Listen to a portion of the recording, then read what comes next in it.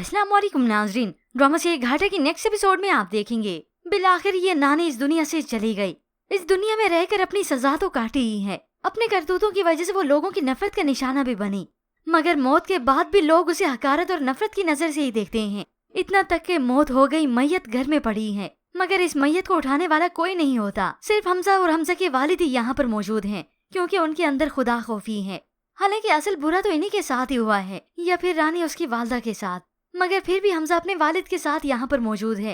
ऐसे में सना के वालिद अफसुर्दा होकर बताते हैं, इस बदबख्त औरत ने हमेशा दूसरों को तकलीफ ही पहुँचाई, कभी किसी का भला नहीं चाहा, लोगों के घर बर्बाद किए, इसलिए आज इसकी मैयत उठाने वाला कोई नहीं है। सना के वालिद ने बहुत से लोगों से राब्ता भी किया, मगर कौन आता है, कोई भी नहीं। और उधर अगले ही दिन उसामा की वालदा पहुंच जाती है रानिया के घर पर।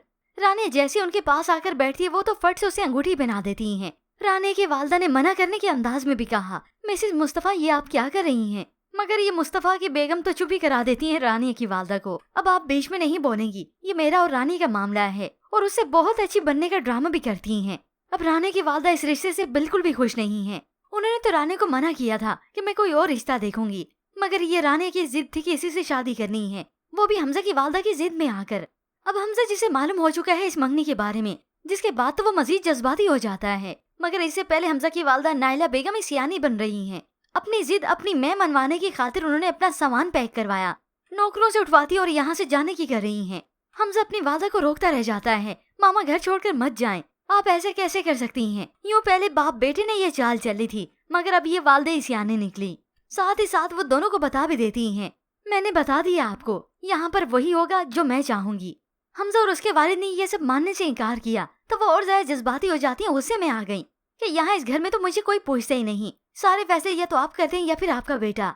हमजा ने याद दहानी भी की कि इससे पहले आपकी मर्जी से ही फैसले हुए थे, नतीजा तो आपने देख लिया ना।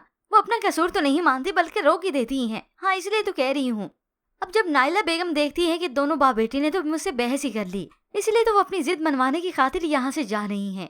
अब या तो हमजा की वालदा के साथ यहाँ से जाते हुए हादसा हो जाएगा, या फिर कोई ना कोई ऐसा ट्विस्ट जरूर आएगा जिससे ये नाइला बेगम ठोकर खाएंगी और ठोकर खाकर सीखेंगी, और तब उन्हें हकीकी मायनों में इस रानी की कदर होगी। ऐसे में व्यूअर्स, आपको क्या लगता है, नाइला बेगम को कुछ नुकसान होते होते रह जाएगा, क्योंकि आसानी से वो अब मानने वाली हैं तो नहीं? इसके मुतालिक हमें अपनी कीमती राय का इजहार जरूर कीजिएगा। मजीद ड्रामा रिव्यूज के लिए आप देखते रहिए उर्दू टीवी।